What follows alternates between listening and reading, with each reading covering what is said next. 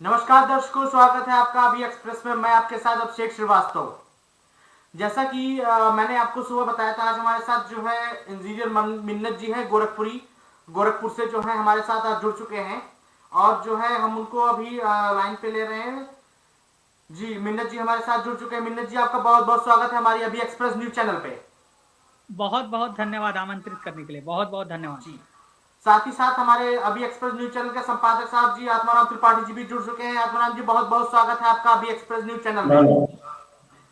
साथ ही साथ अभी हमारे यहाँ गोरखपुर से ब्यूरो चीफ जो है हमारे साथ अरुणिंद कुमार श्रीवास्तव जी भी जुड़ चुके हैं। अरुणिंद कुमार श्रीवास्तव जी, आपका बहुत बहुत स्वागत है हमारे अभी एक्सप्रेस न्यूज चैनल में। सभी लोग को नमस्कार। जी, धन्यवाद। तो आज की जो है हम परिचर्चा शुरू करते हैं। पहले तो हम मिन्नत जी से जानना चाहेंगे। मिन्नत जी, आप अपना जो है परिचय हमारे दर्शकों तक पहुंचाइए, बताने का कष्ट करें।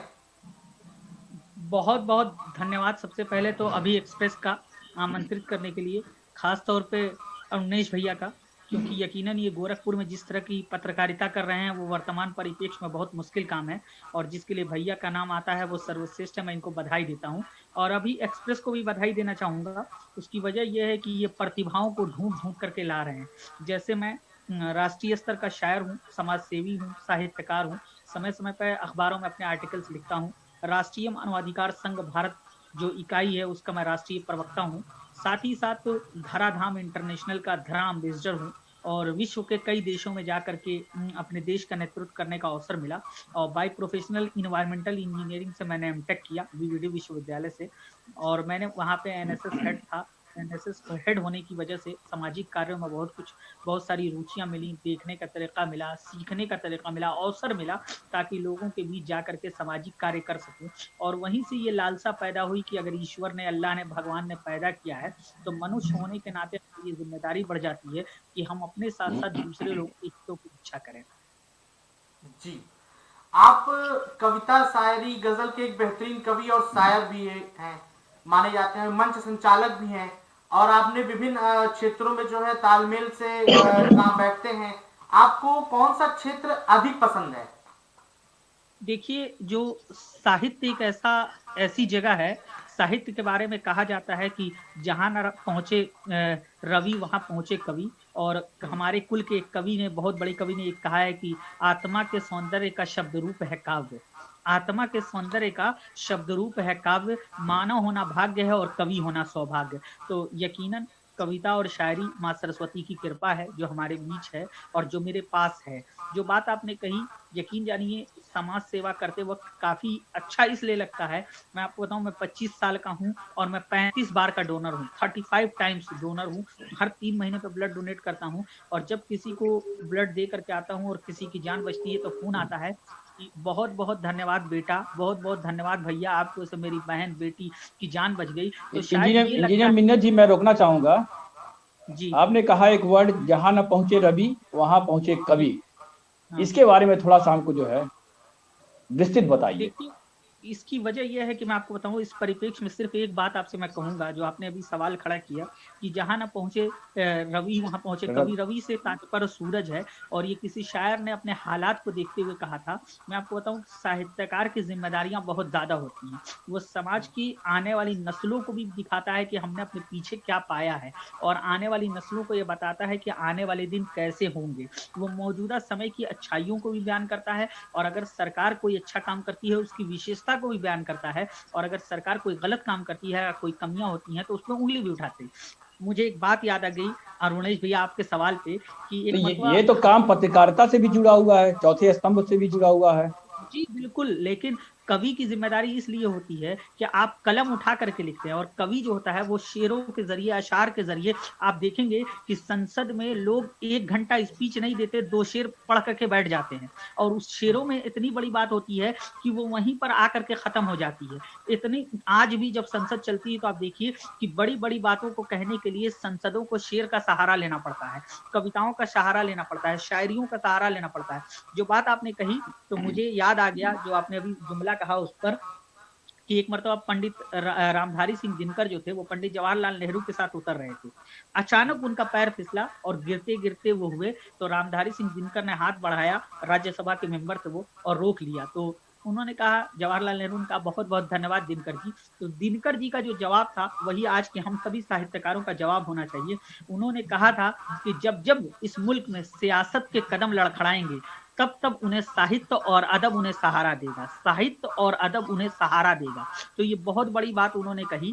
और जो जुमला आपने कहा, मजाक मजाक में मैं कहता हूँ, मंच संचालन करता हूँ, तो उसका वो है कि कहीं ऐसा भी हुआ होगा कि जो कवि है वो साहब जा रहे होंगे और पी के टून रहे होंगे, कहीं गटर मिला होगा और गिर गए होंगे अंदर, और जब गटर के नीचे गए होंगे तो देखा होगा पानी ही पानी है, सूरज की रोशनी नहीं है, और वहीं पर उन्होंने ये शेर कह दिया कि जहां पर ना पहुंचे रवि वहां पहुंचे कवि।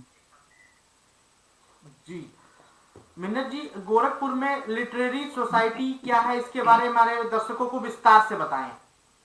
देखिए, एक हम लोगों की, आपको मैं बताऊं कि चाहे अभी अनुनेश भैया ने एक बात कही थी कि मिन्नत जी पत्रकार भी ये करते हैं, वैसे ही देखिए युवाओं को अवसर बहुत कम लोग देते हैं, खास तौर पे हमारा जो वो है, जहाँ पे जिस जिस परिवार से मैं आता हूँ, वहाँ लोगों को ये डर लगता है कि आने वाली नस्लें जो है वो उनकी जगह खा जाएंगी। हालांकि ऐसा नहीं है।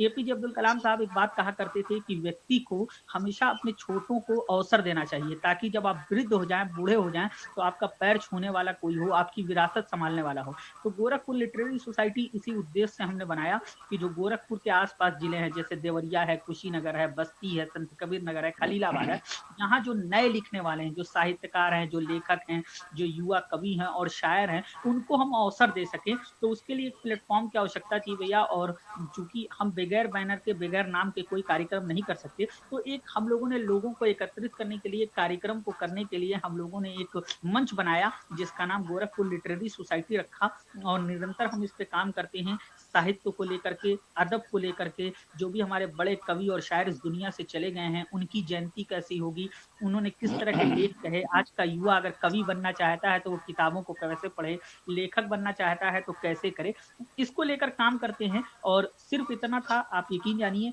कि हम लोगों को इसका मकसद कोई लाभ उठाना नहीं है, वरना मैं 3-4 सालों से इस पे काम करता हूँ, मैंने अभी तक रजिस्ट्रेशन नहीं कराया और न कराना है, क्योंकि जो नाम की बात आती है तो हमारा ताल्लुक गोरखपुर शहर से है। वो गोरखपुर बाबा गुरु गोरक्षनाथ की धरती है, वो गोरखपुर जो बाबा रोशन अली शाह की धरती है, वो गोरखपुर जिसे फराग गोरखपुरी की सरजमीन कहा जाता है, वो गोरखपुर जिसे जफर गोरखपुरी की सरजमीन कहा जाता है, वो गोरखपुर जिसे मुंशी प्रेमचंद की सरजमीन कहा जाता है। तो इस वजह से हमने इसका नाम गोरखपुर रखा, गोरखपुर लिटरेरी साहित्य तक की इंग्लिश वर्ड है तो लिटरेरी वहां से लिया, और सोसाइटी चूंकि समूह था, कई लोग थे, कई जिलों के लोग थे, इसलिए हम लोगों ने इसका नाम गोरखपुर लिटरेरी सोसाइटी रखा। और मैं आपको बताऊं कि गोरखपुर के हवाले से मुझे एक शेर याद आ गया, आपने बात कही कि एक शायर ने कहा है कि जिसे चाहत की दुनिया का नया दस्तूर कहते हैं। अनुनेश भैया सुनिएगा कि जिसे चाहत की दुनिया का नया दस्तूर कहते हैं, चाहत की दुनिया का नया दस्तूर, जिसे इल्मो अदब के हुस्न से भरपूर कहते हैं, जिसे सब जवाहरी पूरब का कोहिनूर कहते हैं, सुना है लोग उस शहर को गोरखपुर कहते हैं, सुना है लोग उस शहर को गोरखपुर। बहुत सुंदर, बहुत।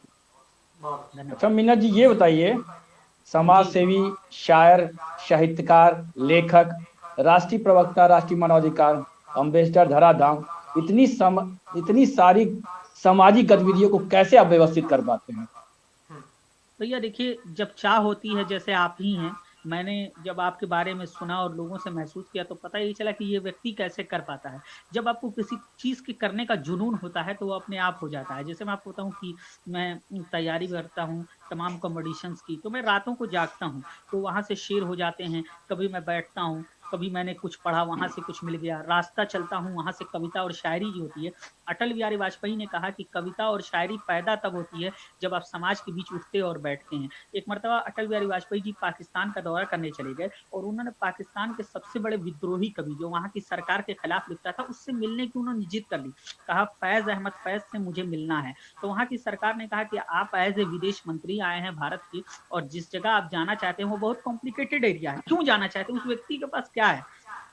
तो उन्होंने कहा कि जब वो कलम उठाता है तो सही को सही और गलत को गलत कहता है। ये आज के दौर में उतना ही मुश्किल काम है जितना कि आग को हाथ पर लेकर के और हाथ को रोके रखना है। ये अटल बिहारी वाजपेयी जी की कथन है। तो इस वजह से हम लोग क्या करते हैं, जो आपने कहा, तो कहीं ना कहीं एक साहित्य से मोहब्बत है, लिखने पढ़ने से, और जो जिम्मेदारियां हैं वो जब मिलती हैं तो आदमी कभी 19 कभी 20 करके पूरा ही करता है। तो थोड़ा बहुत करके समय समय पर हो जाती हैं, और ये सब माँ सरस्वती की कृपा है और कुछ नहीं कहा जा सकता इसके सिवा।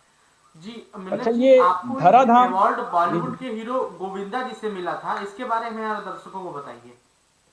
देखिए, मैं चूंकि मैंने आपसे पहले भी कहा कि मैं साहित्य में लिखता था। अभी भी जब आप लॉकडाउन की बात करेंगे तो कोरोना में मेरे बहुत सारे आर्टिकल्स निकले। हम खास तौर पे मैंने अपने रिलीजियस के लोगों से अपील की कि ज़कात आप पहले दें, रमज़ान में ज़कात निकालते हैं, उसका इम्पैक्ट मिला। फिर 2017 में गोरखपुर में एक मरतबा बाढ़ आई थी, फ्लड जब आया था। उस वक्त ये हुआ कि गोरखपुर में जब फ्लड आया था तो हमने लोगों से ये कहा कि भाई आप डोनेशन दीजिए, 2 रुपए 1 रुपए करके। और जब फ्लड में हम लोगों ने काम किया, फ्लड के बाद ये महसूस किया कि जो गाँव का हिस्सा है या जो गाँव के जो क्षेत्र हैं, वहाँ पर नुकसानात देखने को मिल रहा है। नुकसानात से तात्पर्य ये था कि वहाँ पर जब जैसे वो चला जाता था, बाढ़ जब खत्म हो जा रही है, उसके बाद दिक्कत ये आ रही थी बाढ़ के खत्म होने के बाद कि वहाँ बहुत सारी बीमारियों का आवागमन हो रहा था, जिसकी वजह से लोगों को पेचिस, मलेरिया जैसे बीमारियां हो रही थी। तो हम डॉक्टर्स को पकड़ते थे, एक-एक डॉक्टर का हाथ जोड़ते थे कि भैया एक-एक दिन अपना दो, और उसका लाभ ये मिला कि हमने बहुत सारे लोगों की जान बचाई। और अभी किसी ने सवाल किया आप लोगों में से कि धराधाम क्या है? तो जी सर, धराधाम मैंने किया, धराधाम क्या है?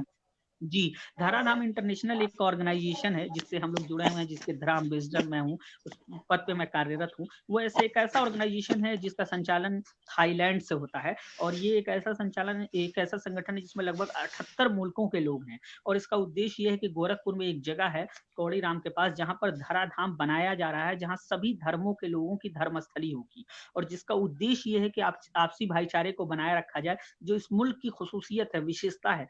आप कभी भी देखेंगे, मैं आपको बताऊं, मैं कई मुल्कों में गया हूं, मैं आपसे भी कह रहा हूं कि आप दुनिया के किसी मुल्क में चले जाइए, आपको दुनिया का कोई भी ऐसा मुल्क नहीं मिलेगा जहां आप ट्रेनों में सफर करें तो हर मजहब के अनुयायी मिलेंगे। लेकिन हमारे मुल्क की यह खुसूसियत है, भारत देश की यह विशेषता है कि यहाँ पर अगर आप ट्रेनों में सफर करते हैं तो एक ही ट्रेन में हिंदू, मुस्लिम, सिख, ईसाई सब मिलते हैं। ये कमाल है इस देश का। ये देश उसी तरीके से है जैसे एक बागीचा होता है, जैसे बागीचे में तरह तरह के फूल होते हैं, आपको गुलाब भी मिलेगा, कांटे वाले भी फूल मिलेंगे, उसी तरह ये मुल्क है। और ये इस मुल्क की यही सबसे बड़ी विशेषता है। वरना अगर एक ही तरह के जो फूल है रहेंगे तो वो फिर फुलवारी हो जाएगी। अब जैसे आप बहुत सारे गल्फ कंट्रीज को देखिए, वहां एक ही धर्म के अनुयायी हैं, तो क्या वहां लड़ाई झगड़ा नहीं होता? लेकिन उनके बीच मोहब्बत कहीं ना कहीं कम है। उनके अंदर, उनको पूरी दुनिया जो है ये नहीं कहती है कि दुनिया का सबसे बड़ा लोकतंत्र है। आज हमारे भारत देश की बात आती है तो लोग कहते हैं कि पूरी दुनिया का अगर सबसे बड़ा कोई लोकतंत्र है तो वो भारत देश है, जो हम लोगों के लिए गर्व का विषय है।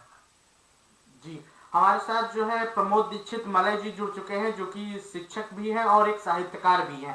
प्रमोद दीक्षित मलय जी, आपका बहुत बहुत स्वागत है हमारे अभी एक्सप्रेस न्यूज चैनल में।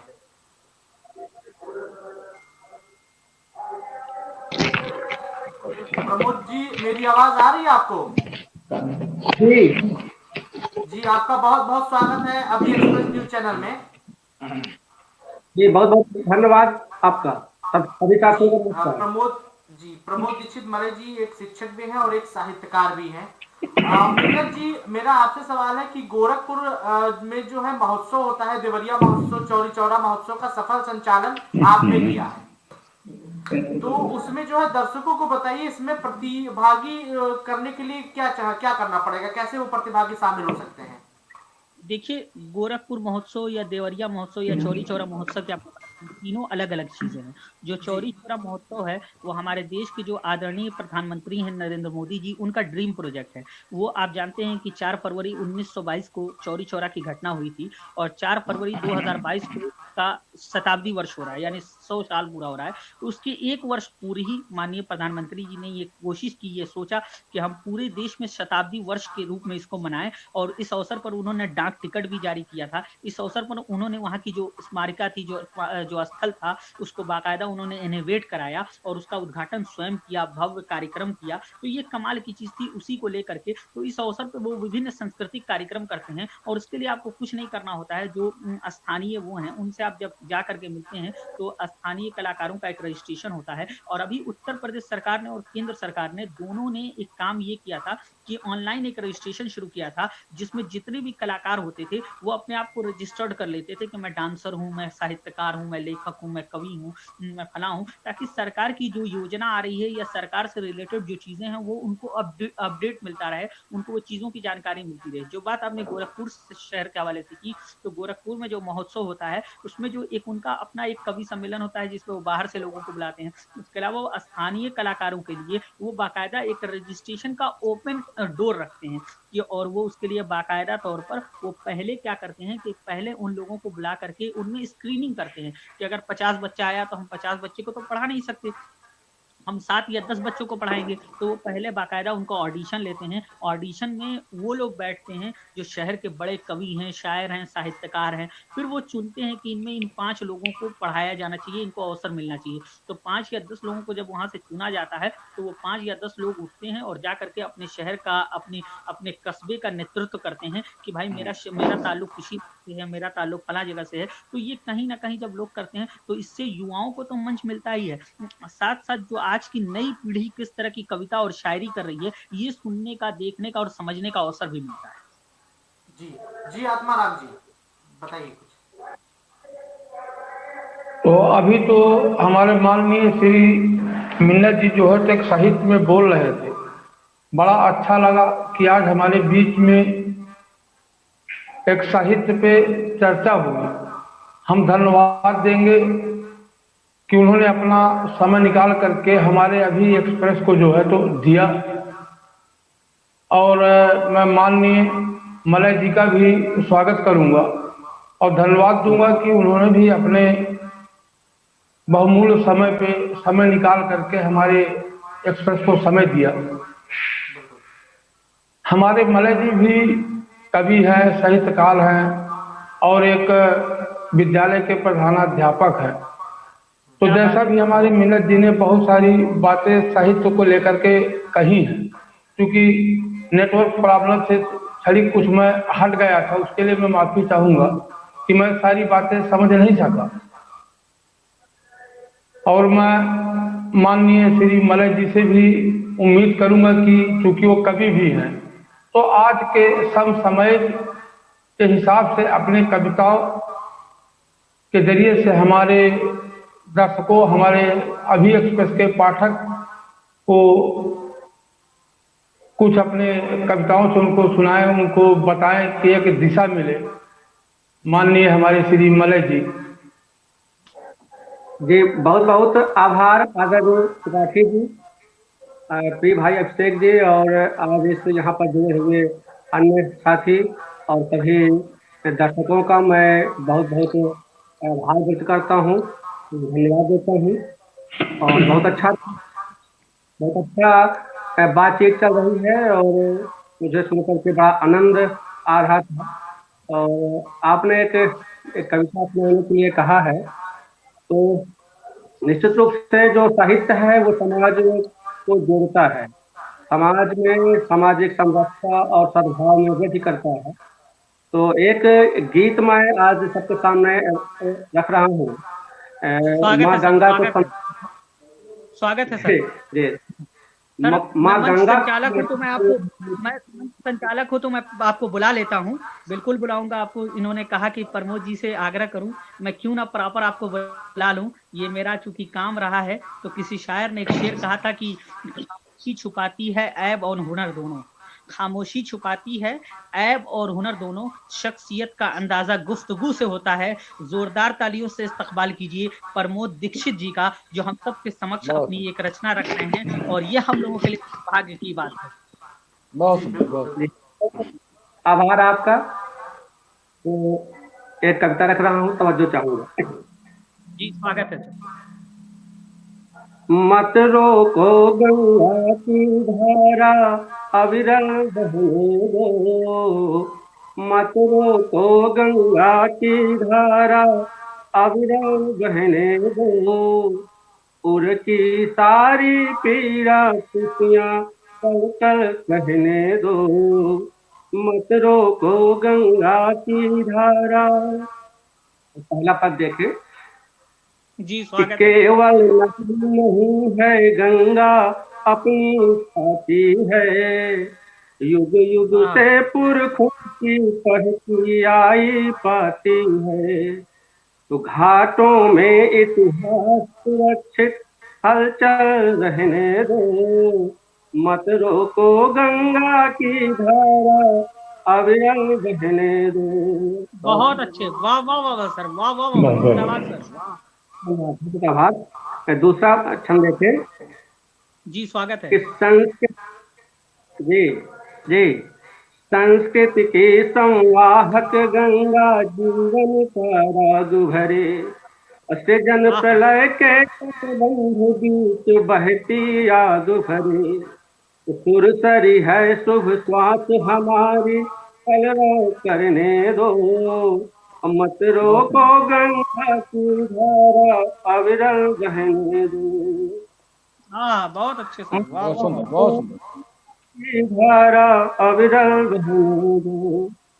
और गंगा का महत्व हमारे लिए किस प्रकार से है, वो बात कहने की कोशिश की है, और एक आह्वान है जन समाज को कि पोषण मुक्ति प्रदाता गंगा जन विश्वास लिए, और भरती है उत्साह प्रबल नव आकाश लिए, वक्षस्थल पर वार मशीन अब मत सहने दो, मत आहा, रोको गंगा की धारा, अविरल बहने अविरल दो। बहने। बहुत अच्छे, बहुत वाह बहुत वाह वाह, बहुत वाह वाह वाह, बहुत सुंदर। शाबाश।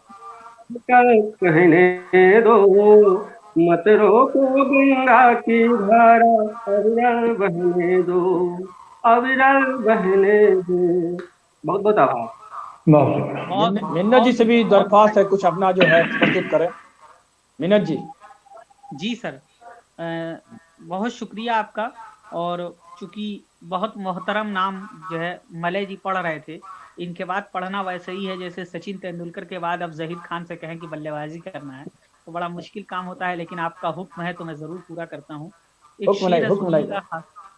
अरुणेश भैया सुनिए कि सजा के अपने घर में गीता और कुरान रखते हैं, बहुत सुंदर। सजा के अपने घर में गीता और कुरान रखते हैं, जहां पर राम रखते हैं वहीं रहमान रखते हैं, बहुत सुंदर, बहुत जहां सुंदर, पर राम बहुत रखते हैं सुंदर। वहीं रहमान रखते हैं। बहुत शुक्रिया कि जहां पर राम रखते हैं वहीं रहमान रखते हैं। हमें ये सोचकर मिन्नत बहुत ही फक्र होता है कि हम अपने दिल में एक खूबसूरत सा हिंदुस्तान रखते हैं। वाह वाह, बहुत सुंदर, बहुत सुंदर, बहुत सुंदर, बहुत सुंदर। बहुत शुक्रिया। और एक बहुत शेर और बढ़िया, बहुत सुनिए। बढ़िया।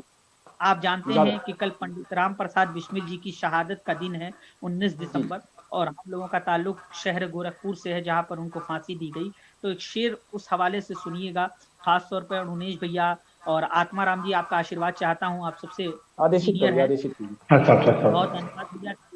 कुर्बानियों के दम पे जिंदा वतन हमारा है, कुर्बानियों के दम पे जिंदा वतन हमारा है, फैला हुआ अमन रोशन चमन हमारा है, फैला हुआ अमन रोशन चमन हमारा है, जिनकी जतन से हमने ये आजादी पाई है, जिनकी जतन से हमने ये आजादी पाई है, ऐसे आजादी के शहीदों को सत सत नमन हमारा है, बहुत सत सत सुंदर, बहुत नमन हमारा है। बहुत बढ़िया। बहुत बहुत सुंदर। शुक्रिया। बहुत बहुत एक दो चीज़ें और सुना देता हूँ अगर इजाजत हो आपकी तो। अरे अरे एक शेर सुनिए आज आप ही का भैया मंच है।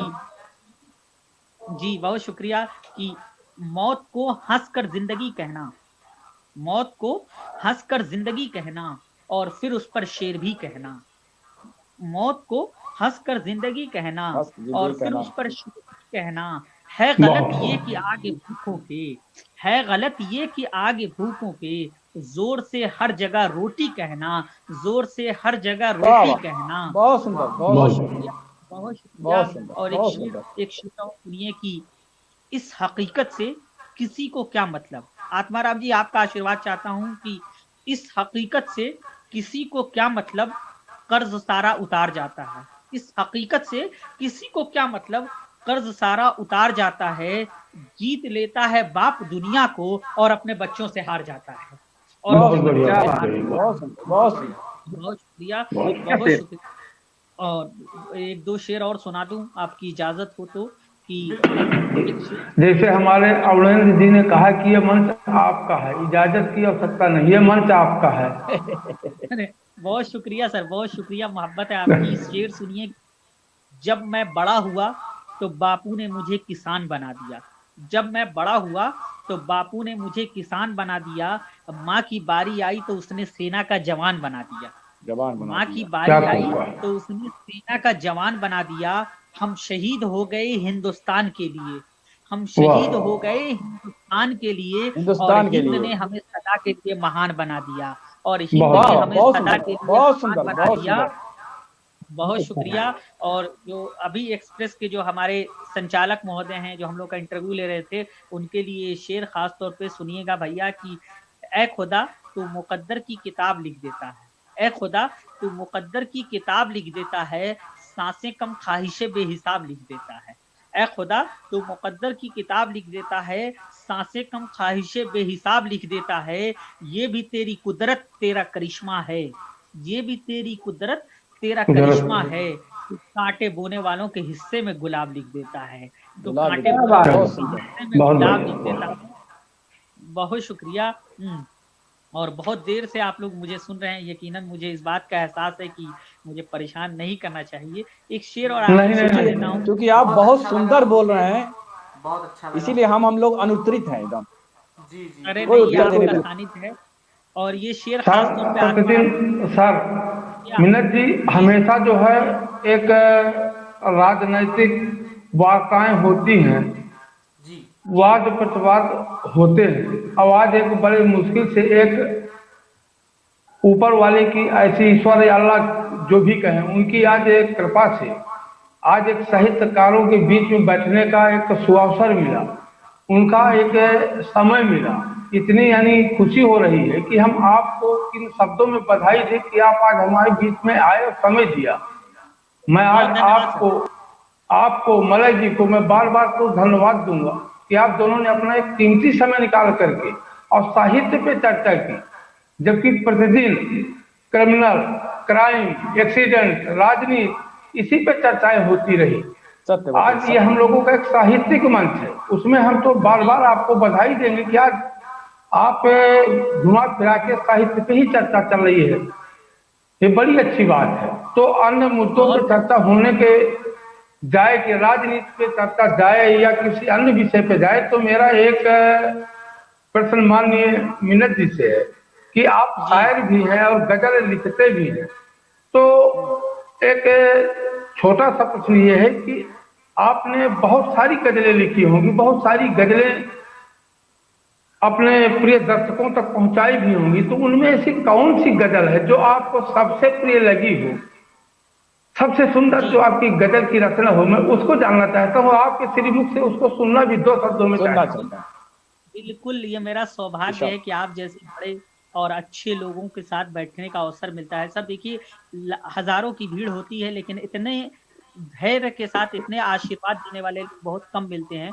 मलक जी यहाँ मौजूद हैं, उनको पता है कि कभी सम्मेलनों में हजारों हजारों की भीड़ होती है, लेकिन वो लोग सिर्फ जो है वो इंटरटेन करने आते हैं। मैं आपको बताऊं कि मुझे याद आता है कि एक मरतबा रामधारी सिंह दिनकर ने एक जगह लिखा है अपनी किताब में कि अगर किसी को 18वीं 19वीं सदी का हिंदुस्तान देखना है तो उसे मुंशी प्रेमचंद को पढ़ना होगा। अगर और आगे आप पढ़ते हैं, जैसे वो साहित्यकार और वो अदब नवाज थे जो जैसा पाते थे वैसा लिख देते थे। तो यकीनन मैं एक शेर सुना के आपकी उस गजल की उसको मैं पूरा कर दूंगा। मलक जी, खास तौर पे आपकी दुआ चाहता हूँ ये शेर और उन्नीस भैया की, मेरे सफर का कोई इख्तिताम है कि नहीं, मेरे सफर का कोई इख्तिताम है कि नहीं, मेरी थकन के मुकद्दर में शाम है कि नहीं, मेरी वाह, थकन वाह, के वाह। मुकद्दर में शाम है कि बहुत नहीं, सुंदर। और निकल पड़े हो लेके बच्चों को मेले में, निकल पड़े हो जो लेके बच्चों को मेले में। मेले तो में ये अपने आप से एक इंतकाम है कि नहीं, ये अपने बहुत आप से एक इंतकाम है कि इंतकाम नहीं। है कि नहीं। बहुत सुंदर, बहुत सुंदर, और बहुत सुंदर। बहुत शुक्रिया। और जो अपनी गीता की खातिर गया था समंदर पे, जो अपनी सीता की खातिर गया था समंदर पे, मेरे वजूद के अंदर वो राम है कि नहीं, मेरे वजूद के वाह अंदर वाह, वो राम है कि बहुत नहीं। सुंदर, बहुत सुंदर। बहुत शुक्रिया। और सिर्फ 2 मिनट और आपका लूंगा, सर का हुक्म है एक गजल के लिए। तो एक मेरी अपनी गजल है जिसको जब मैं कभी बड़े मंचों पे होता हूं तो अक्सर लोग सुनना पसंद करते हैं। वो गजल 2 मिनट का वक्त लेकर के मैं बिल्कुल चाहूंगा कि आपका चूंकि वक्त आधे घंटे का था, मैं बिल्कुल भी उसके ऊपर नहीं जाऊंगा। कुछ ही गजल सुनिएगा, खासतौर पर उन्नीस जी, आप सभी लोग सुनिएगा कि ताल्लुकात की सूरत संभाल कर रखना, ताल्लुकात की सूरत संभाल कर रखना, कोई ना कोई मुहूर्त संभाल कर रखना, ताल्लुकात की सूरत संभाल कर रखना, कोई ना कोई मुहूर्त संभाल कर रखना, हर एक से मांग कर शर्मिंदगी ना हो तुमको, हर एक से मांग कर शर्मिंदगी ना हो तुमको, तुम अपनी सारी जरूरत संभाल कर रखना, तुम अपनी सारी जरूरत संभाल कर रखना। बहुत बढ़िया, और बहुत ये सुंदर, बहुत बहुत सुंदर। बहुत शुक्रिया। और ये शेर देखिएगा कि खुदा के बंदों ने कितने खुदा बना डाले, खुदा के बंदों ने कितने खुदा बना डाले, तुम अपने दिल की ये मूरत संभाल कर रखना, तुम अपने दिल की ये मूरत संभाल कर रखना। और ये शेर देखिएगा कि ये कह दिया कि मैं तेरे ही काम आऊंगा, ये कह दिया कि मैं तेरे ही काम आऊंगा, मुझे बावक्ते जरूरत संभाल कर रखना, मुझे बावक्ते जरूरत संभाल कर रखना। और तुम्हारे दोस्त तुम्हें धोखा देने वाले हैं, तुम्हारे दोस्त तुम्हें धोखा देने वाले हैं, मेरी पुरानी अदावत संभाल कर रखना, मेरी पुरानी अदावत संभाल कर रखना। बहुत बहुत शुक्रिया।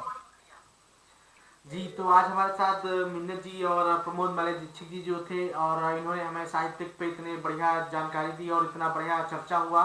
क्राइम पे तो हम रोज करते हैं, राजनीतिक भी रोज करते हैं, लेकिन साहित्यिक पे जितना बढ़िया चर्चा लगता है उतना किसी पे नहीं लगता है। अच्छे अच्छे शायरी और गजल सुनने को मिले मिन्नत जी से। मिन्नत जी, आपका बहुत बहुत धन्यवाद कि आप हमारे चैनल से लाइव इसमें सर, इसमें मिन्नत जी से हम कुछ और एक राजनीतिक मुद्दे पे अगर इजाजत हो तो कुछ जानना चाहेंगे। जी बिल्कुल, बताएं सर। बिल्कुल बिल्कुल। ये एक जनसंख्या नियंत्रण के बारे में आपकी क्या राय है? देखिए, जनसंख्या नियंत्रण यकीनन हमारे देश का एक बहुत अहम मसला है और जिस पर हमको और आपको सोचना चाहिए। लेकिन मैं एक चूंकि 21वीं सदी का विद्यार्थी हूं, मैं अपने आप को विद्यार्थी कहता हूं, इसलिए मैं आपसे ये पूछना चाहता हूं कि अगर केंद्र में भी आपकी सरकार है और राज्य में भी आपकी सरकार है, तो वो बिल क्यों नहीं केंद्र सरकार लेकर के आती है, क्यों उसे राज्य को लेकर के आना पड़ता है? पहली बात। दूसरी बात कि क्या हम लोगों को इतना अवेयर नहीं कर पा रहे हैं, लोगों को इतना शिक्षित नहीं कर पा रहे हैं कि हमको जनसंख्या के बारे में उनको जागरूक करना पड़ रहा है? तो कहीं ना कहीं ये हमारा खुद का कलेक्टिव फेल्योर है। मैं ये नहीं कहता हूं कि ये इस सरकार का है, ये 1947 से लेकर के आज तक जितनी सरकारें नहीं है उन सब का कलेक्टिव फेल्योर है। आप मुझे देखिए, मैं आपसे पूछना चाहता हूं कि आप कि 4, 5, 10 बच्चे होंगे, ऐसा नहीं है, 2-4 बच्चे होंगे, और आज तो ये हालत हो गई है कि आज हम लोगों की ज़हनियत है कि एक बच्चा 1 से 2, हम 2 और हमारे 2 का हम नारा देते हैं। तो कहीं ना कहीं हम ये मानते हैं कि इस तरह की चीजों पर सरकार को एक आम राय लेनी चाहिए लोगों को। और जनसंख्या विस्फोट का जो सबसे बड़ा कारण है वो मैं नहीं कह रहा हूँ, एक्सपर्ट्स अपनी किताबों में लिखते हैं कि उसका सबसे बड़ा कारण यह है कि भारत में मनोरंजन के साधन कम हैं, इसलिए लोग मनोरंजन के रूप में उसे इस्तेमाल करते हैं, जिसके परिणाम स्वरूप ये होता है। जी मिन्नत जी, यहाँ पे एक जनता का सवाल आ रहा है कि सबका साथ सबका विकास जैसे नारे कितने सार्थक है, इस बारे में आपका क्या कहना है? देखिए, उसका उदाहरण आपको देखने को मिलेगा कि जो सबका साथ सबका विकास सबका विश्वास अब तो जुड़ गया है। इसी साल हमारे देश के प्रधानमंत्री महोदय ने उसमें एक जुमला जोड़ा। 15 अगस्त को जब वो बयान दे रहे थे, 26 जनवरी को सॉरी, तो उन्होंने इस बात को कहा था 15 अगस्त को कि देखिए 15 अगस्त सबका साथ सबका विकास सबका विश्वास। देखिए, मेरा ये मानना है कि ये हमारा भारत देश हम सब का है, हम सब ने मिलकर इसको बनाया है। हम ये कहते हैं कि सरकार अगर ये कहती है सबका साथ सबका विकास सबका विश्वास, तो उसको सबको एक साथ लेकर के चलना होगा। आप मुझे बताइए कि अगर इस देश की दूसरी सबसे बड़ी लार्जेस्ट कम्युनिटी जो है उससे मेरा ताल्लुक है, उस मजहब का मैं अनुयायी हूँ, और अगर उस मजहब की मैं अनुयायी हूँ और अगर मुझे उसकी हैसियत से आप बात रखने के लिए कहूंगा, तो मैं आपसे यही कहूंगा कि सरकार को ये देखना चाहिए कि उसकी जो भी योजनाएं आ रही हैं उसका लाभ हमारे देश में रहने वाले आखिरी व्यक्ति तक पहुंच रहा है या नहीं। अगर आखिरी तक पहुंच रहा है तब तो सबका साथ, सबका विकास, सबका विश्वास है, और अगर आखिरी व्यक्ति तक नहीं पहुंच रहा है तो कहीं ना कहीं इसकी जिम्मेदारी भी सरकार को लेनी होगी। इसका मतलब कहना चाहते हैं कि जितनी परियोजनाएं या योजनाएं हैं सरकार की, वो अंतिम व्यक्ति तक नहीं मिल पा रही है। भाई मैं नहीं कर रहा हूं, आपको मैं बताऊं, मैं कोट करता नहीं हूं, ये जो लोग कहते हैं उनसे कहिए कि जा करके पंडित अटल बिहारी वाजपेयी को पढ़ें। अटल बिहारी वाजपेयी ने संसद में खड़े होकर के कहा है कि हम भेजते हैं अगर 100 रुपया तो वो गांव में 5 रुपया पहुंचता है। मैं नहीं कह रहा हूं भाई साहब, ये प्रूफ है हमारे पास, लिखा हुआ है, संसद में उन्होंने स्पीच दिया है इस बात को। इसीलिए त्रिस्तरीय पंचायत चुनाव की जो है प्रणाली भारत में लागू की गई थी। अब देखिए इसको। लेकिन अब तो 100 रुपया चलता है तो 100 रुपया ही आता है खाते में। ये आप दावा कर रहे हैं सर, ये आप दावा कर रहे हैं।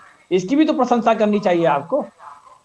नहीं, मैंने आपसे ये कहा कि मैं प्रशंसा नहीं कर रहा हूं। मैंने आपसे कहा ना कि सरकार अगर अच्छा काम करती है तो हम ये साहित्यकारों का, कलमकारों का ये जिम्मेदारी है कि हम सरकार की उन योजनाओं पर मैं उसको मुबारकबाद पेश करता हूं। आप बताइए, राम मंदिर का जब मसला हुआ तो बताइए इस देश में कोई भी ऐसा एक व्यक्ति आया जो खड़े होकर के जिसने उसका विरोध किया हो? आप बताइए मुझे, कोई एक ऐसा व्यक्ति दिखाइए। या धारा 370 जब इस कश्मीर से हटाई गई तो देश का कोई भी वो कम्युनिटी, जिस कम्युनिटी से मेरा ताल्लुक है, उसका कोई भी व्यक्ति खड़ा होकर के ये कहा कि ये गलत हुआ? नहीं, क्योंकि हमारे देश के हित में था। आप देखिए, जब इस तरह की बातें आती हैं, ये वो लोग हैं जो अपनी पॉलिटिकल राजनीति को चमकाने के लिए दूसरे के ऊपर बंदूक रखकर चलाने का हुनर जानते हैं।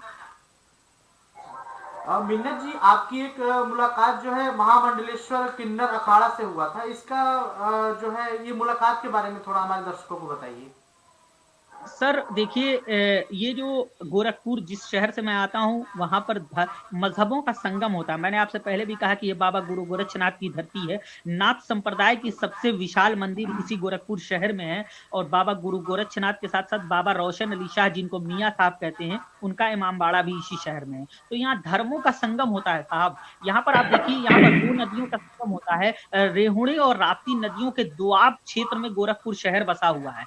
तो यकीनन जहाँ मजहबों का संगम होगा, और महामंडलेश्वर जब गोरखपुर आई थी तो मुझे जाने का अवसर मिला, और मैं जब उनके पास गया तो मैं हैरान था। वो कुरान की वो आयतों को पढ़ रही थी जिनको अमूमन मुसलमान नहीं जानता। मैं तो थोड़ा पढ़ता हूँ धार्मिक चीजों को लेकर के, तो मुझे वो पता थी, लेकिन अमूमन इंसान उनको नहीं जानता। उन्होंने वो बातें कही, उन्होंने कहा जो आपके कुरान में लिखा है वही गीता में लिखा है, वही रामायण में लिखा है। उन्होंने कहा हम लड़ते क्यों हैं? तो मुझे इतना अच्छा लगा कि जब हम मजहबों के नाम पर लड़ते हैं, और ये भारत देश, मैंने आपसे पहले भी कहा कि दुनिया में वाहिद ऐसा मुल्क है जिसकी ये विशेषता है कि सभी धर्म और जाति के लोग रहते हैं। और मैं आपको बताऊं कि मैं चूंकि यूपीएससी एस्पिरेंट हूं, तो मैंने जरूर करीब से पढ़ा इस चीज को कि हमारे देश की विशेषता है साहब कि यहाँ पर आप किसी भी मजहब के हों, आप अपने मजहब का पूर्ण रूप से अनुपालन करते हैं। कहीं भी आप धार्मिक स्थल बना सकते हैं, आपको किसी की परमिशन की आवश्यकता नहीं है। तो ये कमाल है सर। मैं आपसे एक आखिरी बात कहूंगा, उसके बाद मैं आपसे इजाजत चाहूंगा। वो इसलिए कि आज भी जो हमारे मंदिरों में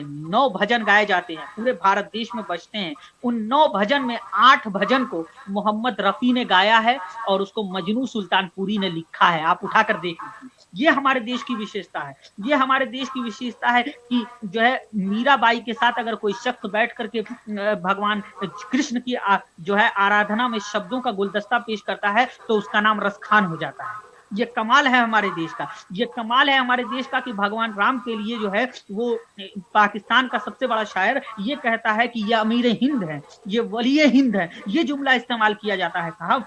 अगर आप भगवान पुरुषोत्तम को अगर आप कह रहे हैं कि वो मेरी भी आस्था का बुनियाद हो सकता है, तो वो लिखने वाला कलमकार भी कह रहा है कि हम सभी भारतीयों के, खासतौर पर भारत में रहने वाले मुसलमानों के लिए वो आइडियल क्यों नहीं हो सकता। तो हमारे साथ जो है मिन्नत जी जुड़े हुए थे। मिन्नत जी, मैं चलते चलते 2 लाइन आपकी मैं सुनना चाहूंगा। देखिए, बहुत देर तक सर का आशीर्वाद मिला, आत्माराम जी का, प्रमोद दीक्षित जी का, अरुणेश भैया का, सर आपका भी। यह आखिरी शेर आपके लिए सुना देता हूँ कि या खुदा जीने का हुनर दे दे, या खुदा जीने का हुनर दे दे, सबके हक में हो जो सफर दे दे, मैं दुआ कर रहा हूँ सबके लिए, इन दुआओं में तू असर दे दे। और यह आखिरी शेर आप सबके हवाले से पढ़े हैं जब ये कलम के कागज पे पढ़े हैं। बहुत बहुत धन्यवाद मिन्नत जी कि आप हमारे मिन्नत जी बहुत बहुत धन्यवाद कि आपने मेरा निमंत्रण स्वीकार किया। तो हमारे साथ जी मिन्नत जी जुड़े हुए थे, जो कि बहुत बहुत धन्यवाद कि हमारे चैनल के साथ जुड़े। साथ ही साथ हमारे साथ प्रमोद मलय दीक्षित जी जो हैं वो भी जुड़े थे। प्रमोद मल्ल दीक्षित जी, आपका बहुत बहुत धन्यवाद कि आपने समय निकाल के अभी एक्सप्रेस चैनल के साथ आपने आपने जुड़ा और हमारे दर्शकों को भी कविताएं सुनाई। जी, आप भी बहुत बहुत धन्यवाद, आपने मौका दिया। आभार। हमारे साथ जो है अरुण जी जुड़े हैं। अरुण जी गोरखपुर से हैं। अरुण जी, आपका बहुत बहुत धन्यवाद कि आपने हमारे साथ जुड़ के और मिन्नत जी को जो है हमारे साथ लाने के लिए वो किया। बहुत बहुत धन्यवाद सर। साथ साथ हमारे साथ आत्माराम त्रिपाठी जी भी है। आत्माराम त्रिपाठी जी, बहुत बहुत धन्यवाद आपका। आपको भी बहुत बहुत धन्यवाद भाई साहब। तो दर्शकों, जैसा कि आपने देखा, आज हमारे साथ इंजीनियर मिन्नत गोरखपुरिया जी जुड़े हुए थे और उन्होंने बहुत सारी शायरी गजलें हमें सुनाई, बहुत सारी अच्छी अच्छी बातें बताई और बहुत सारी ऐसी अच्छी अच्छी चीजें। और साथ ही साथ हमारे साथ प्रमोद मल्ल दीक्षित भी जुड़े थे, जिन्होंने अपनी कविताओं का एक सारांश भी हमें सुनाया। तो दर्शकों, कल फिर हम इसी समय जो है आपके साथ मौजूद होंगे किसी अन्य परिचर्चा के साथ। तो तब तक के लिए नमस्कार, शुभ रात्रि।